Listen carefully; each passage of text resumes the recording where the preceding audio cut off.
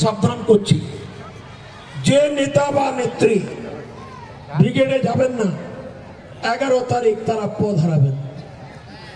ব্রিগেডের যে নেতা যাবে না পদ হারাবে, সবংয়ে হুঁশিয়ারি মন্ত্রী মানস রঞ্জন ভূঁইয়ার।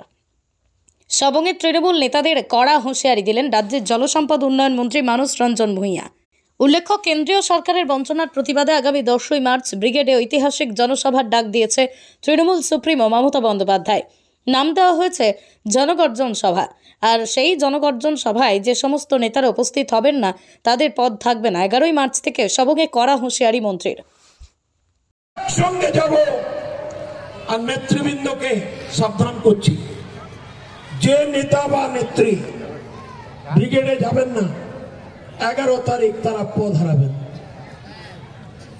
কোন লোকের পদ থাকবে না।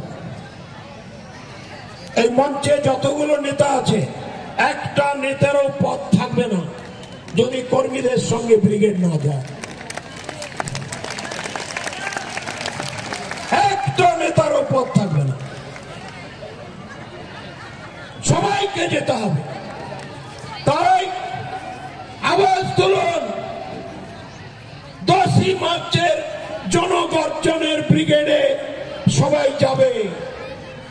এই আওয়াজ তুলে আগামীকাল প্রস্তুতি নিয়ে 10 তারিখ ব্রিগেড চলো, ব্রিগেড চলো, ব্রিগেড চলো, জনগর্জনের ব্রিগেড চলো। স্লোগান দিন, ব্রিগেড চলো, ব্রিগেড চলো, ব্রিগেড চলো, জনগর্জনের ব্রিগেড চলো। বলুন, ব্রিগেড চলো, ব্রিগেড চলো, ব্রিগেড চলো। সঙ্গে যাব আর নেতৃবৃন্দকে সাবধান করছি, যে নেতা বা নেত্রী ব্রিগেডে যাবেন না, 11 তারিখ তারা পদ হারাবেন। কোন লোকের পদ থাকবে না। এই মঞ্চে যতগুলো নেতা আছে, একটা নেতারও পদ থাকবে না যদি কর্মীদের সঙ্গে ব্রিগেড না যায়।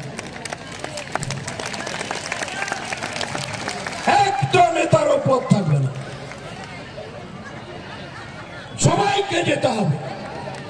তাই আওয়াজ তুলুন, 10ই মার্চের জনগর্জনের ব্রিগেডে সবাই যাবে। এই আওয়াজ তুলে আগামীকাল প্রস্তুতি নিয়ে 10 তারিখ ব্রিগেড চলো, ব্রিগেড চলো, ব্রিগেড চলো, জনগর্জনের ব্রিগেড চলো। স্লোগান দিন, ব্রিগেড চলো, ব্রিগেড চলো, ব্রিগেড চলো, জনগর্জনের ব্রিগেড চলো। বলুন, ব্রিগেড চলো, ব্রিগেড চলো, ব্রিগেড চলো।